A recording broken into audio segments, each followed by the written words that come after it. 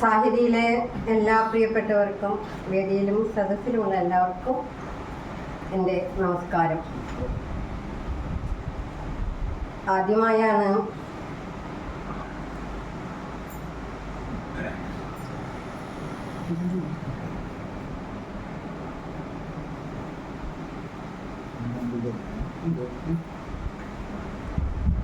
ആദ്യമായാണ് എൻ്റെ എഴുത്ത് വഴികളെ കുറിച്ച് സംസാരിക്കുന്നതിനായി ഒരവസരം ലഭിക്കുന്നത്. സാഹിതിയിലേക്ക് വളരെ കാലമായി വരണമെന്ന് ആഗ്രഹിച്ചിരുന്നതാണ് ഇവിടെ ആരംഭിച്ചപ്പോൾ മുതൽ. പക്ഷേ സാഹിതിയിലെ മിക്കവാറും പരിപാടികളെല്ലാം തന്നെ ശനിയാഴ്ചകളിലായിട്ടാണ് കാണാറ്. ഞാൻ വെങ്ങനിശ്ശേരി സർവീസ് സഹകരണ ബാങ്കിലാണ് അക്കൗണ്ടൻ്റായിട്ട് ജോലി ചെയ്യുന്നത്. ഞങ്ങൾക്ക് ശനിയാഴ്ച വർക്കിംഗ് ഡേ ആയതുകൊണ്ട് മിക്കവാറും ഇവിടെ വരാനായിട്ട് സാധിക്കാറില്ല. ഉണ്ണികൃഷ്ണൻ സാർ എന്നെ പലപ്പോഴും ഇവിടേക്ക് ക്ഷണിച്ചിട്ടുണ്ട്. അപ്പോഴൊക്കെ അതുപോലെ PRT ചേന ഞങ്ങളുടെ നാട്ടുകാരനാണ്. അപ്പോൾ ഇങ്ങോട്ട് വരാൻ ഇന്ന് പറ്റുമോ എന്ന് ചോദിച്ചപ്പോൾ ഇന്ന് ഞങ്ങളുടെ മീറ്റിംഗ് നടക്കുന്ന ദിവസമാണ്. അവിടെ നിന്ന് മുന്നിട്ടാണ് ഞാനിവിടെ വന്നിരിക്കുന്നത്. നാരായണൻകുട്ടി മാഷ് പറഞ്ഞതുപോലെ മാഷ് പറഞ്ഞതുപോലെ ഞാനും എഴുത്തിൻ്റെ വഴിയിൽ പിച്ചവെച്ച് നടക്കുന്ന ഒരു കുട്ടി തന്നെയാണ്. കാരണം വളരെ കുറച്ച് വർഷങ്ങൾ മാത്രമേ ആയിട്ടുള്ളൂ എഴുത്ത് എന്ന് പറയാവുന്ന ലോകത്തിലേക്ക് എത്തിപ്പെട്ടിട്ട്. സ്കൂളുകളിൽ പഠിക്കുമ്പോൾ എഴുതാറുണ്ടായിരുന്നു. അന്ന് മത്സരങ്ങളിൽ പങ്കെടുക്കാറുണ്ടായിരുന്നു. അന്നൊക്കെ കഥകളാണ് എഴുതിയിരുന്നത്. കഥകൾക്കാണ് സമ്മാനം കിട്ടിയിട്ടുള്ളതും. സബ് ജില്ലാ കലോത്സവത്തിലൊക്കെ കഥകളിൽ പങ്കെടുക്കാനായിട്ടാണ് പോയിട്ടുള്ളത്. പിന്നീട് എഴുത്ത് നിന്നു. കണക്കിൻ്റെ ലോകമായിരുന്നു. അത് കഴിഞ്ഞ് സഹകരണ ബാങ്കിൽ ജോലി കിട്ടിയതിന് ശേഷം അവിടുത്തെ സെക്രട്ടറിമാരുടെ ചീഫ് എക്സിക്യൂട്ടീവ് ഫോറം ഒരു മത്സരം നടത്തുകയുണ്ടായി സംസ്ഥാന തലത്തിൽ. അതിലാണ് പിന്നീട് ഒരു കഥ അന്നത്തെ സെക്രട്ടറിയുടെ നിർബന്ധപ്രകാരം എഴുതുകയും അതിൽ 1ാം സമ്മാനം കിട്ടുകയും ചെയ്തു. അങ്ങനെയാണ് വീണ്ടും എഴുത്തിൻ്റെ ലോകത്തേക്ക് വന്നത്. അന്ന് അതിന് പ്രധാന പ്രേരണ എൻ്റെ ഭർത്താവ് തന്നെയായിരുന്നു. എൻ്റെ കുടുംബമായിരുന്നു എഴുത്തിൻ്റെ വഴിയിലേക്ക് എന്നെ കൊണ്ടുവന്നത്. വായനശാല പ്രവർത്തകനായ എൻ്റെ ഭർത്താവ്, അദ്ദേഹത്തിൻ്റെ സുഹൃത്ത് ഇന്ന് DC ബുക്സിൻ്റെ AV ശ്രീകുമാർ ഞങ്ങളുടെ നാട്ടുകാരനായിരുന്നു. അവരെല്ലാം കൂടി ഒരു ഉണർത്തുപാട്ട് എന്ന ഒരു മാസിക EMS സ്മാരക വായനശാലയിൽ വെങ്ങനിശ്ശേരി അവിടെ നടത്തി പ്രസിദ്ധീകരിച്ചിരുന്നു. ഒരു പ്രിന്റഡ് മാസികയായിരുന്നു. ആ മാസികയിലാണ് വീണ്ടും എൻ്റെ സൃഷ്ടികൾ വന്നു തുടങ്ങിയത്. നീണ്ട 10 വർഷങ്ങൾക്ക് ശേഷം ഇതെല്ലാം എഴുതിയതെല്ലാം വാരിക്കൂട്ടിയ ഒരു പുസ്തകമാക്കണമെന്ന ഒരു മോഹം വന്നു. അങ്ങനെയാണ് ആദ്യം എനിക്ക് ഏറെ പ്രിയപ്പെട്ട എഴുത്തുകാരനോടാണ് ചോദിച്ചത്, അശോകൻ ചെരുവിൽ സാർ. അദ്ദേഹം പറഞ്ഞത് കവിതകൾ വായിച്ച് അധികം എഴുതുക എന്നത് ബുദ്ധിമുട്ടാണ് എന്ന് പറഞ്ഞതുകൊണ്ട് ഞങ്ങളുടെ നാട്ടുകാരൻ തന്നെയായ അരവിന്ദാക്ഷേട്ടനോട്, K. അരവിന്ദാക്ഷൻ, അദ്ദേഹത്തെ സമീപിക്കുകയും തിരക്കുകൾ കൊണ്ട് ജയപ്രകാശ് അറവിനെ കൊണ്ട് അവതാരിക എഴുതിപ്പിക്കാം എന്ന് പറഞ്ഞ് വാങ്ങിവെക്കുകയും പിന്നീട് അദ്ദേഹം തന്നെ അവതാരിക എഴുതി തരികയും ചെയ്തു. അതാണ് എൻ്റെ ജീവിതത്തിലെ ആദ്യത്തെ നേട്ടം. ആ പുസ്തകം കവിതയെ പ്രണയിച്ചവൻ 2020 പ്രകാശനം ചെയ്യപ്പെട്ടത്. അത് പ്രകാശനം ചെയ്യാൻ വന്നതാണ് രാവണേട്ടൻ. അന്ന് മുതലാണ് രാവണേട്ടനുമായുള്ള സൗഹൃദം ആരംഭിക്കുന്നത്.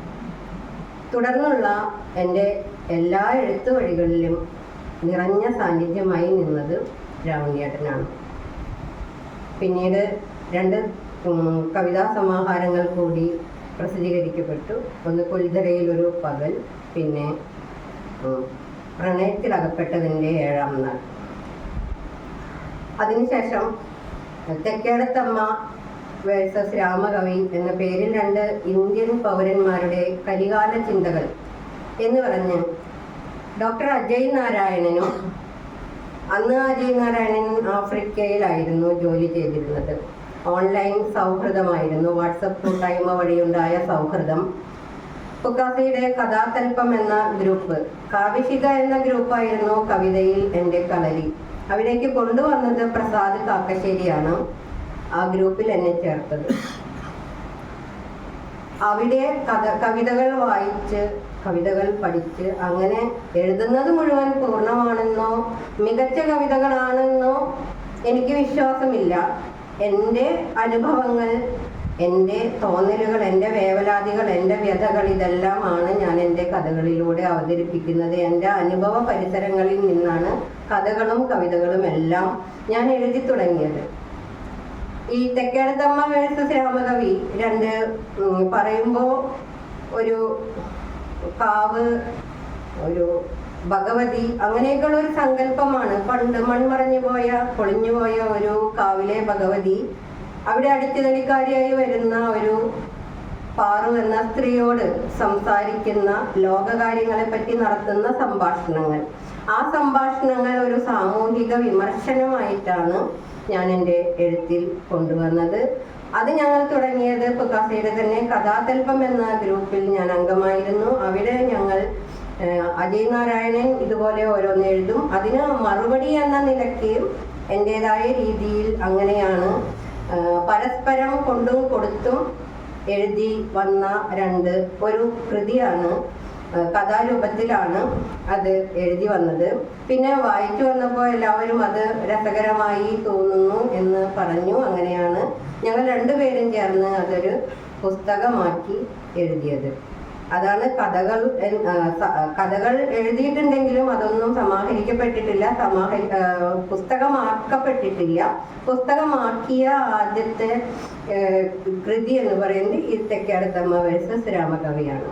അത് സമകാലികമായ എന്ത് വിഷയവും, ഇന്ത്യൻ രാഷ്ട്രീയത്തിലായാലും സാമൂഹികമായാലും അങ്ങനെയുള്ള എല്ലാ വിഷയങ്ങളും ആ കൃതിയിലൂടെ ഞങ്ങൾ പരസ്പരം ആക്ഷേപഹാസ്യ രൂപത്തിൽ എഴുതി വന്നിട്ടുള്ളതാണ്. പിന്നെ ഒരു കൃതിയുള്ളത്, പിന്നെ എഴുതിയത് എൻ്റെ ബാല്യകാല ഓർമ്മകൾ. അവിടെ നിന്നാണ് എൻ്റെ എഴുത്തിൻ്റെയും വായനയുടെയും എല്ലാം തുടക്കം. Puthur government vocational higher secondary സ്കൂളിലാണ് ഞാൻ പഠിച്ചിരുന്നത്. 6ാം ക്ലാസ് വരെ അവിടെ പഠിച്ചു. അതിനുശേഷം പലവിധ കാരണങ്ങൾ കൊണ്ട് അവിടം വിട്ടു പോകേണ്ടി വന്നു. അങ്ങനെ അമ്മയുടെ വീട്ടിലേക്ക് പോയി. വാളൂർ നായർ സമാജം ഹൈസ്കൂൾ, അവിടെയാണ് 10ാം ക്ലാസ് വിദ്യാഭ്യാസം പൂർത്തിയാക്കിയത്. അപ്പോൾ കുറേയേറെ അനുഭവങ്ങൾ ആ 6ാം ക്ലാസ് വരെയുള്ള കാലത്ത് എനിക്കുണ്ടായിരുന്നു. എൻ്റെ ബാല്യകാല ഓർമ്മകൾ. എൻ്റെ അച്ഛൻ്റെ കുടുംബം പുത്തൂരായിരുന്നു. അതെല്ലാം അന്നത്തെ സ്കൂള്, അന്നത്തെ അന്തരീക്ഷം, അന്നത്തെ ചുറ്റുപാടുകൾ, അന്നത്തെ ഞങ്ങളുടെ ജീവിതം, അതെല്ലാം ഒന്ന് അടയാളപ്പെടുത്തി വെക്കണമെന്ന് തോന്നി. അതിലുപരിയായി എൻ്റെ പൂർവികരെ അടയാളപ്പെടുത്തണമെന്ന് തോന്നി. അങ്ങനെ എഴുതിയ ഒരു കൃതിയാണ്.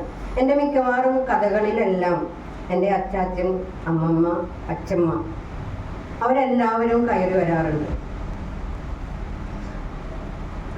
ഓരോ സാന്നിധ്യം അവരുടെയൊക്കെ ഉണ്ടാവാറുണ്ട്. മിക്കവാറും എൻ്റെ കുടുംബം, എൻ്റെ ജീവിത പശ്ചാത്തലം, അതൊക്കെയാണ് എൻ്റെ കഥകളിൽ വരാറുള്ളത്.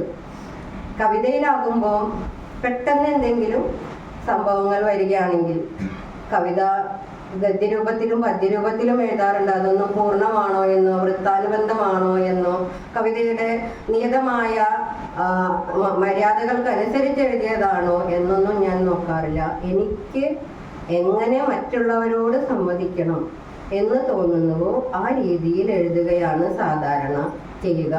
കടുത്ത പദങ്ങളോ ഒന്നും ഞാൻ സാധാരണഗതിയിൽ ഉപയോഗിക്കാറില്ല. ലളിതമായ പദങ്ങളാലാണ് ഞാൻ എൻ്റെ എഴുത്തുകൾ മിക്കവാറും ഉണ്ടായിട്ടുള്ളൂ. കൊന്നിറങ്ങുന്ന കൊതിയോർമ്മകൾ എൻ്റെ 6ാം ക്ലാസ് വരെയുള്ള പുത്തൂർ സ്കൂളിൽ നിന്ന് പോന്ന അനുഭവങ്ങളാണ്. ആ അനുഭവങ്ങളാണ് ഇന്നും എന്നെ മുന്നോട്ട് നയിക്കുന്നത്. ആ അനുഭവങ്ങളുടെ വെളിച്ചത്തിലാണ് ഞാൻ ജീവിതം കാണാൻ തുടങ്ങിയത്, കണ്ടതും ഇപ്പോൾ കണ്ടുകൊണ്ടിരിക്കുന്നതും. അതുപോലെ എൻ്റെ ചുറ്റുപാടുമുള്ള എൻ്റെ മക്കൾ, എൻ്റെ പേരക്കുട്ടി, എല്ലാവരും എൻ്റെ കഥയിലെ കഥാപാത്രങ്ങളാണ്. എൻ്റെ ജോലിക്കിടയിലുള്ള ജോലി സ്ഥലത്തെ സ്റ്റാഫുകൾ വരെ, ഒപ്പം ജോലി ചെയ്യുന്ന സഹപ്രവർത്തകർ വരെ എൻ്റെ കഥകളിൽ കയറി വന്നിട്ടുണ്ട്, കഥകളിൽ ഇടം പിടിച്ചിട്ടുണ്ട്. മുഖ്യധാര മാധ്യമത്തിൽ ആദ്യമായി വന്ന ഒരേ ഒരു കവിത മാത്രമാണ് അങ്ങനെ പ്രസിദ്ധീകരിക്കപ്പെട്ടിട്ടുള്ളൂ. മുഖ്യധാര എന്ന് എല്ലാവരും വിശേഷിപ്പിക്കുന്ന മാധ്യമത്തിൽ ആകെ ഒരു കവിത മാത്രമാണ് പ്രസിദ്ധീകരിക്കപ്പെട്ടിട്ടുള്ളത്. അത് വെറുതെ എന്ന ഒരു കവിതയാണ്. അത് നമ്മുടെ പൗരത്വം ഭേദഗതി ബില്ല് വന്ന സമയത്ത് നമ്മുടെ കാശ്മീർ, അതുപോലെ ലക്ഷദ്വീപ്, അതുപോലെ മേഘാലയയിലൊക്കെ തടവറകളൊക്കെ സൃഷ്ടിക്കപ്പെട്ട ആ ഒരു സമയത്ത് ഇതെല്ലാം ബന്ധപ്പെടുത്തിക്കൊണ്ട് ഞാനൊരു കവിത എഴുതിയിരുന്നു, വെറുതെ എന്ന് പറഞ്ഞ്. അത് ഞാൻ സാധാരണ മുൻപ് കവിതകൾ എഴുതി കഴിഞ്ഞാൽ അരവിന്ദാക്ഷേട്ടന് കൊടുക്കാറുണ്ടായിരുന്നു. ആ കവിത ഒറ്റ നോട്ടത്തിൽ തന്നെ ആൾക്ക് ഇഷ്ടപ്പെടുകയും അത് ചന്ദ്രിക ആഴ്ചപ്പതിപ്പിന് കൊടുക്കുകയും ചെയ്തു. ചന്ദ്രിക ആഴ്ചപ്പതിപ്പിൽ മാത്രമാണ് എൻ്റെ ആകെ പ്രസിദ്ധീകരിക്കപ്പെട്ടിട്ടുള്ള ഒരു കഥ വന്നിട്ടുള്ളത്. പിന്നീട് ഒറ്റ കഥകൾ പോലും അങ്ങനെ കഥയോ കവിതയോ പ്രസിദ്ധീകരിക്കപ്പെട്ട് വന്നിട്ടില്ല. ഒന്ന് രണ്ട് പ്രാവശ്യം അയച്ചു. പിന്നെ പ്രതികരണങ്ങൾ ഇല്ലാതെ വരുമ്പോൾ പിന്നെ നമ്മളത് ശ്രദ്ധിക്കാതെ ഇരിക്കും, പിന്നെ എഴുതാറില്ല, അങ്ങനെ അയക്കാറില്ല. അങ്ങനെ ആകെ പ്രസിദ്ധീകരിച്ചു വന്ന ഒരു കവിത അതാണ്.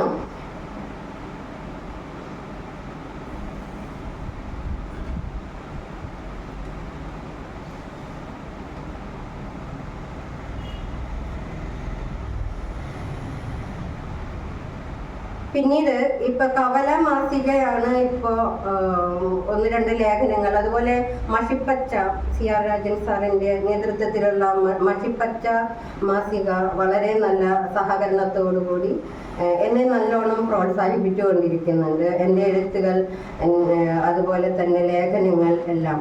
ഞാൻ ഈ വെറുതെ എന്ന കവിത ഞാനിവിടെ ഒന്ന് ചൊല്ലാം.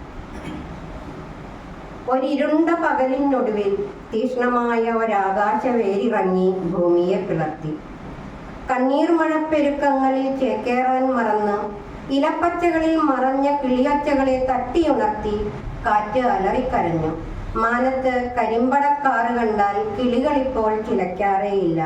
കാലങ്ങളായി കറുപ്പു നുണഞ്ഞവരെ പോലെ ഇരുളാഴങ്ങളിൽ പതുങ്ങാറേയുള്ളൂ. ഞാനപ്പോൾ സൗഹൃദങ്ങളെക്കുറിച്ച് ഓർത്തുപോയി. സംവത്സരങ്ങൾക്ക് മുമ്പ് മഞ്ഞുമലകളുടെ നാട്ടിൽ നിന്നൊരാൾ. സ്വപ്നഭൂമിയിലെ നീലത്തടാകങ്ങളിൽ വഞ്ചി വീടുകൾ ഒഴുകാറില്ലത്രേ. ഉറഞ്ഞ മഞ്ഞിനേക്കാൾ ഉറഞ്ഞുപോയ കാശ്മീരി സുന്ദരികൾ സൂര്യനെ കാണാറില്ല. അകലങ്ങളിലെ ഉറ്റവരിൽ നിന്ന് അവിടേക്ക് മേഘ സന്ദേശങ്ങൾ ഒഴുകാറില്ല. ഇരുണ്ട രാത്രികൾ പോലെ അവരുടെ പകലുകളും കറുത്തുപോയത്രേ. കരളുരുകി കണ്ണു നിറഞ്ഞ് എല്ലാം ശരിയാകുമെന്നൊരു ഹംസദൂതിൽ അവൻ അലിഞ്ഞു പോയിരിക്കാം. പിന്നെ വിളിച്ചതേയില്ല. ഞങ്ങൾക്കിടയിലെ സന്ദേശങ്ങൾ നിലച്ചു പോയിരുന്നു. കുറച്ചു മാസങ്ങൾക്ക് മുമ്പ് മേഘങ്ങളുടെ വീട്ടിൽ നിന്ന് ഒരു ചങ്ങാതി പെരുകുന്ന തടവറകളെ കുറിച്ച് പേർത്തും കരഞ്ഞു. പൈതൃകങ്ങൾ മുഴുക്കെ തടവറയിലാണത്രേ. അറ്റുപോകുന്ന വേരുകൾ ഓർത്ത് കേഴുന്ന അവനെ ആശ്വസിപ്പിക്കെ അവിടേക്കൊരു ആകാശ ദൂരമുണ്ടല്ലോ മനസ്സ് പറഞ്ഞു. ഇന്നിതാ കടൽ ചുഴിയിൽ നിന്നൊരു ചങ്ങാതി തടവറയില്ലാത്ത നാട്ടിലെ പുതിയ തടവറകളെ കുറിച്ച്, പുതിയ ചങ്ങലകൾ തീർക്കുന്നവരെ കുറിച്ച്. വാക്കുകൾ പോലും തടവിലാണത്രേ. ഞാനെന്ത് പറയേണ്ടു?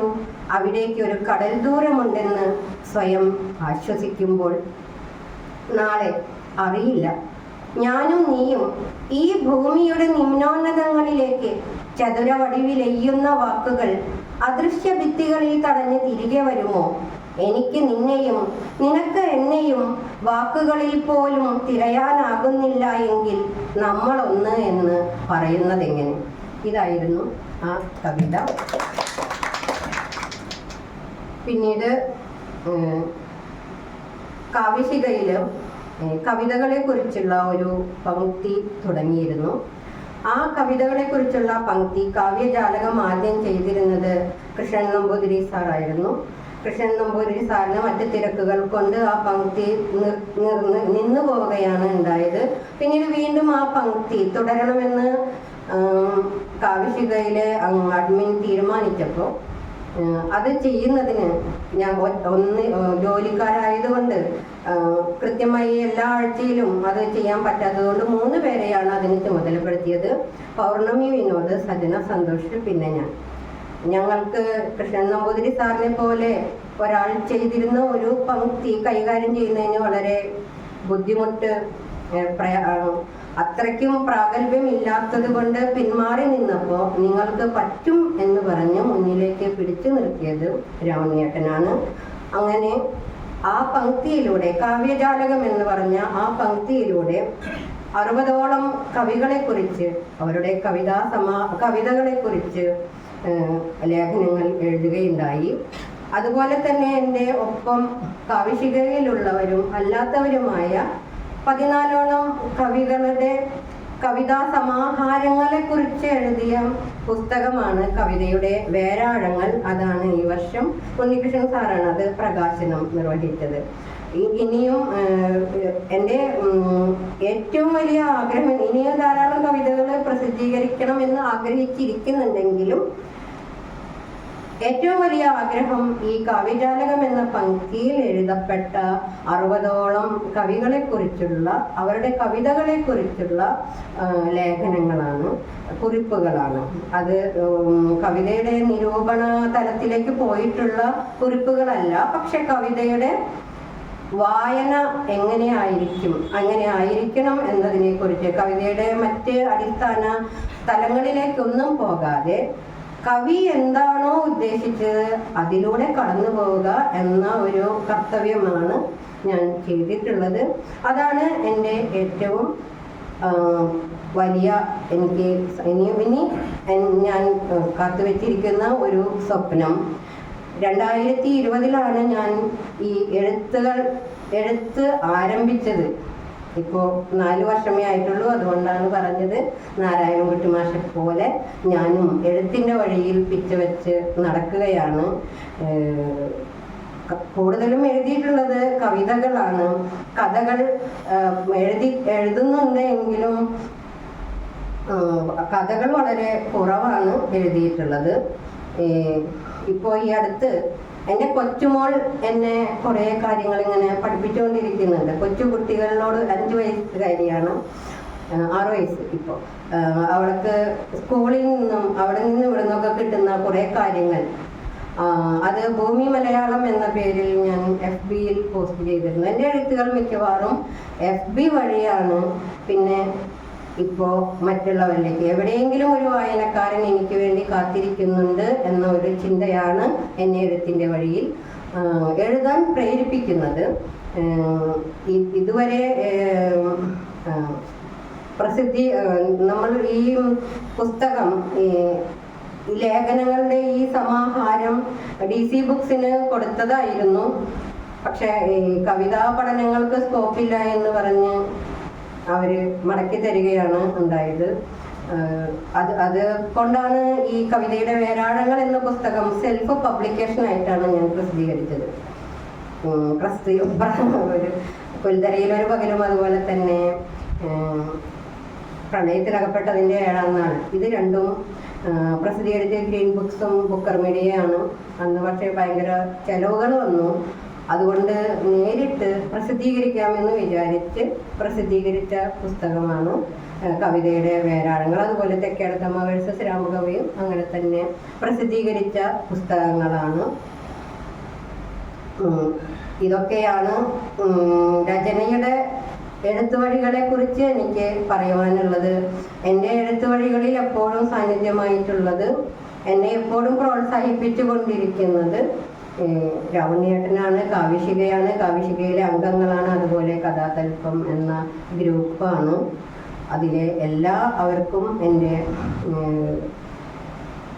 ഞാനെപ്പോഴും കടപ്പെട്ടിരിക്കുന്നു എന്ന് തന്നെ പറയാം. ഇത്രയുമാണ് എനിക്ക് പറയാനുള്ളത്. ഞാൻ 1-2 കവിത അവതരിപ്പിച്ചുകൊണ്ട് നിർത്താം. ഈ അടുത്ത് എഴുതിയ ഒരു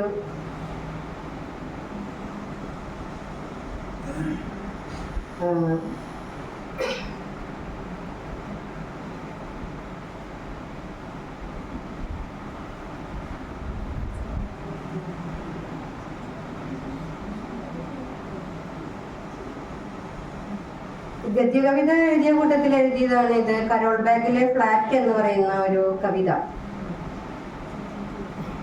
ഇന്നലെ കരോൾ ബാഗിലെ 10ാം നിലയിലെ ഫ്ലാറ്റിൽ നിന്നും ഞാൻ താഴേക്ക് വീണത് വേരറ്റ വൃക്ഷം പോലെയായിരുന്നു. വേരുകൾ അപ്പാടെ പറഞ്ഞു പോന്ന ഒരു വൃക്ഷം. നിലം പതിച്ചു കിടന്ന എൻ്റെ നരച്ചുപോയ തലമുടിച്ചുരുളുകളെ തവിട്ടുരാശി കലർന്ന ചുവപ്പ് നിറത്തിലാക്കിയ ചോര പിന്നീട് ഉറഞ്ഞു കറുത്തുപോയി. ആദ്യ ചിത്രം മൊബൈലിൽ പകർത്തിയ എൻ്റെ സഹമുറിയൻ വളരെ ആശ്ചര്യത്തോടെ അത് മാധ്യമങ്ങളിൽ പങ്കുവച്ചിരുന്നു. അയാൾ എൻ്റെ ഒടിഞ്ഞ കഴുത്തോ പൊട്ടിയ തലയോടോ കണ്ടില്ല. കണ്ണുകൾ പാതി അടഞ്ഞ എൻ്റെ മുഖം എന്നത്തെയുംകാൾ ശാന്തമായി കാണപ്പെട്ടതായി അയാൾ നിരീക്ഷിച്ചത്രേ. കൺകോണിൽ തങ്ങി നിന്ന ഒരു തുള്ളി മിഴിനീർ വീനസ് ഫ്ലൈട്രാപ്പിന്റെ അടഞ്ഞ പോളയിൽ തങ്ങിയ തുഷാര കണത്തെ ഓർമ്മിപ്പിച്ചു പോലും. ഒഴുകിയ ചോരയിൽ എൻ്റെ മുടിയിഴകളുടെ അഴകും വ്യാപ്തിയും വർദ്ധിച്ചതായി അയാൾ രേഖപ്പെടുത്തിയപ്പോൾ ചെറുപ്പത്തിലെങ്ങോ വായിച്ചു മറന്ന ചുവന്ന മുടിക്കാരിയെ നിങ്ങൾ ഓർത്തു കാണും. കൺമിഴിക്കേണ്ട, മരിച്ചു പോകുന്നവരെല്ലാം ത്രികാലജ്ഞാനികളാണ്. പൂർവ്വബന്ധങ്ങളുടെ കെട്ടുപാടുകളില്ലാതെ അവരെല്ലാം അറിയുന്നു, കാണുന്നു, കേൾക്കുന്നു. അവരെല്ലായിടത്തുമുണ്ട്. അവരുടെ നിശ്വാസമത്രേ കാറ്റ്. ഞാനും അവരിൽ ഒരാളാകുന്നു. എനിക്ക് നിങ്ങളുടെ മനസ്സ് വായിക്കാനാകും. നിങ്ങളിപ്പോൾ അനുഭവിക്കുന്നത് വിഭ്രാന്തിയുടെ നിമിഷങ്ങളാണ്.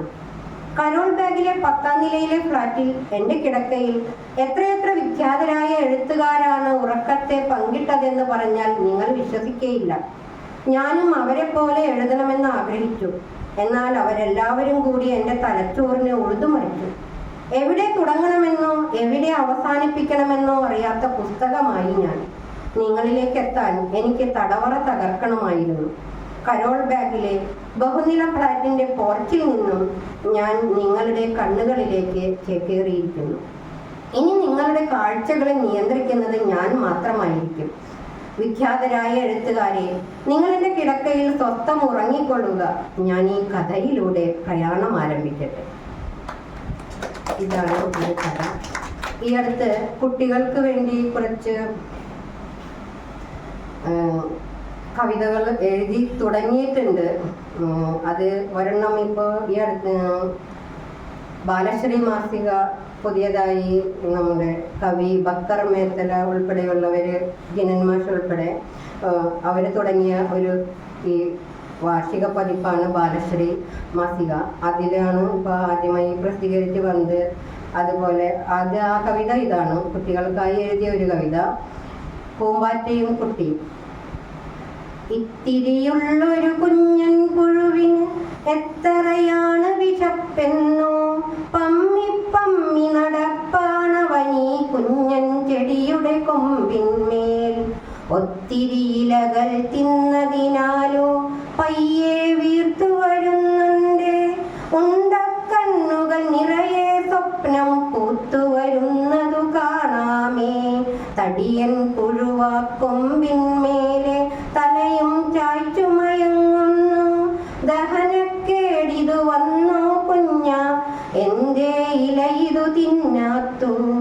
കൂടിനുള്ളിലുറങ്ങുകയാണോ കുഞ്ഞാ നീ എന്നോർത്തേതോ, കുഞ്ഞിക്കിളിയും കുതുകം പൂണ്ട കൂടിൻ ചാരെ നോക്കുന്നു. അയ്യോ കൂടിതു താഴെ പോമെന്നോർത്തോ കുഞ്ഞിക്കാറ്റിന്ന്, കൂടിൻ ചാരെ അണയും നേരം പയ്യെ വീശി മടങ്ങുന്നു. കാണുന്നുണ്ടീ കൂടിതു കണ്ണിൽ കൗതുകമുള്ളൊരു പെൺകുട്ടി, എന്നാ നീ കൂടൊഴിയുക നീയൊരു പൂമ്പാറ്റത്തളിരായിടാൻ. അങ്ങനെ നോക്കിയിരിക്കെ ഒരു ദിനമക്കൂടൊന്നു പിളർന്നേ പോയി. പൂവുകൾ തോറും പൂമ്പാറ്റകൾ ഇന്നനവധിയുണ്ട് പാറുന്നു. പിടിക്കും ഞാനീ കുഞ്ഞൻ പുഴുവിൻ ശലഭത്തെ. കണ്ണിൽ കൗതുകമുള്ളൊരു കുട്ടി കണ്ണിമ ചിമ്മാൻ നോക്കുമ്പോൾ കാണാമരികെ കുഞ്ഞൻ ചെടിയുടെ പൂവിൻ ചാരെ പാറുന്നു. നീലാകാശം പോലെ പട്ടുടലുള്ളൊരു കുഞ്ഞൻ പൂമ്പാറ്റ.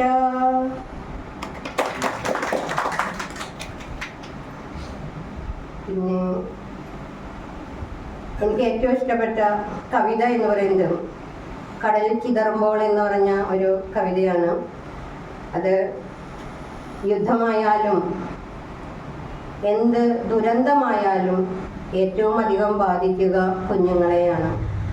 അലൻകുറുതി എന്ന ഒരു കുഞ്ഞ് കടൽക്കരയിൽ മരവിച്ച് കിടന്ന ആ ഒരു കാഴ്ച ഒരു ദിവസം എൻ്റെ കൊച്ചുമോളുടെ കണ്ണിൽ കൂടി ആ കാഴ്ച കണ്ട ഒരു അനുഭവമാണ് ആ കവിത കടൽ ചിതറുമ്പോൾ. തുടുകണ്ണിമ ചിമ്മിയുണർന്ന് ചിരി തൂകുന്നവളെ കാണേ ഇമകിമ്മാ നോക്കിയിരിക്കെ പുലരിക്കിന്നിത്ര തുടിപ്പ്. കരിമഷിയിൽ തൂലിക മുക്കിയിട്ടവളുടെ കൺപീലി മിനുക്കെ കൺതെറ്റിയ നോട്ടമൊരെണ്ണം കൺകോണിൽ ചെന്നു പതിച്ചു. കരിമിഴിയിൽ കടലിളകുന്നു, തിര താഴെ ചുഴിയിളകുന്നു. ചുഴിമാഞ്ഞോരലകൾ ചിതറേ മണൽമേലൊരു കുഞ്ഞു കിടപ്പു. അവനുണരാൻ കാത്തു കിടപ്പുണ്ടരികത്തൊരു പാവക്കുട്ടി. അവനെപ്പേർ ചൊല്ലി വിളിപ്പു കടൽ കാക്കകളങ്ങിങ്ങായി. പഴി ചൊല്ലിപ്പാഞ്ഞൊരു കാറ്റിന്നവനരികിലുറഞ്ഞേ പോയി. കരിമേഘ കണ്ണു കലങ്ങിയിട്ടിരുൾ പൊട്ടാൻ വെമ്പി വിതുമ്പി. അലമേലെ പായും തോണിയിലവനമ്മയിരിപ്പുണ്ടാമോ. ഉടലാകെ ഞെട്ടി വിറച്ച് ഗതി കിട്ടാ ചുഴലി കണക്കെ. കരൾ വേവും നോവിൻ കനലുകൾ പുകയാളിച്ചോക്കും നേരം കടൽ മാടി വിളിക്കുന്നവനെ തിരയാനായുഴറിയിരിപ്പൂ. അണിയത്തായി അച്ഛനുമുണ്ടാം, അരികത്തായി സോദരരുണ്ടാം. കരൾ നോവും കണ്ണീർ പൊഴിവതു കാണാനായി താരകൾ മാത്രം. എങ്ങാണീ തോണിയുറയ്ക്കുക എന്നറിയാതോരോ തീരം തേടുകയാണാശ്രയമറ്റോർക്കാരാണിനി അഭയമൊരുക്കാൻ. പല താളുകൾ മാഞ്ഞ ചരിത്രം പുതുമഷിയാൽ മാറ്റുന്നോരിന്നലയും ജനതതിയെ കാൺമീലവരുടെ യാനമതാരോർക്കാൻ. ചിത്രങ്ങളിൽ അവശേഷിക്കും കുഞ്ഞുങ്ങൾ ചോദിക്കുന്നു, കാണാനായി കണ്ണില്ലെന്നോ കാണേണ്ടെന്നു നിനച്ചിട്ടോ. അറിയാതെ കണ്ണുകൾ പൊട്ടിയിട്ടൊരു കടലല താഴെ ചിതറി. ഇരു കുഞ്ഞി കയ്യുകളപ്പോൾ അതു മായ്ക്കാൻ കവിളിണ തേടി. ഞാൻ എൻ്റെ എഴുത്തുവഴികളെ കുറിച്ചും രചനാലോകങ്ങളെ കുറിച്ചും പറയുമ്പോൾ എൻ്റെ എഴുത്തിലൂടെ അത് പറയുക എന്നതാണ് കൂടുതൽ നല്ലതെന്ന് തോന്നി. അതുകൊണ്ടാണ് ഈ കവിതകൾ ഞാനിവിടെ ചൊല്ലിയത്. ഇനി എന്താണ് എന്ന് എനിക്കറിയില്ല. എനിക്ക് പുറകെ ഇനിയും ധാരാളം പേർ വരും, എഴുത്തുകാരുണ്ടാവും. അതുപോലെ ഇനിയും ഒരുപാട് എഴുത്തുകളുണ്ടാകും. അതുകൊണ്ട് ഇനി എന്ത് എന്നുള്ളതിനുള്ള ഒരു ഉത്തരമാണ് അടുത്ത കവിത. കവിതയും ജീവിതവും. ഇതോടുകൂടി ഞാൻ നിങ്ങളുമായി എൻ്റെ രചനാലോകങ്ങളെ കുറിച്ചുള്ള നിർത്താം. ഇടയിലാണിതാ ഏതോ കിനാവിൻ്റെ പതിവെഴാത്തൊരു പാതയോരത്തിന്ന് അറ്റുവീണതാമോർമ്മകൾ പിന്നെയും പുതിയ തീരങ്ങൾ തേടിയലയവേ. കവിതയൊന്നു ഞാൻ പണ്ടേ കുറിച്ചു വച്ചെവിടെയോ മറന്നിന്നതിൻ വേരുകൾ ആർദ്രമായതൻ നാഡീ ഞരമ്പിൽ മിടിപ്പതുണ്ടിന്നു നേർത്ത മുഴക്കമായി. പതിയെ തൊട്ടു വിളിക്കുന്നുവെങ്കിലും ധൃതിയിലാണു ഞാൻ. ജീവിതം പായുന്ന വഴികളിലൊന്നിരിക്കുവാനാകുമോ? പുതിയ കാലത്തിനൊപ്പമെത്തേണ്ടയോ? പുറകിലാണു ഞാൻ പായുന്ന ലോകമേ. പാതയിൽ വേറ്റുപോയിടാമെങ്കിലും പിന്തിരിഞ്ഞൊന്നു നോക്കുകയില്ലേ? നിന്നോർമ്മയിലെൻ്റെ പ്രാണൻ കുരുങ്ങുന്നു. വീണിടത്തിലായി കാതോർത്തിടുന്നു ഞാൻ. കേൾപ്പതിന്നാമോ നേർത്ത ഞരക്കങ്ങൾ? മണ്ണടരിലായി പണ്ടേ മറഞ്ഞൊരൻ പൂർവികർ കാത്തുവച്ചൊരാ സ്വപ്നങ്ങൾ.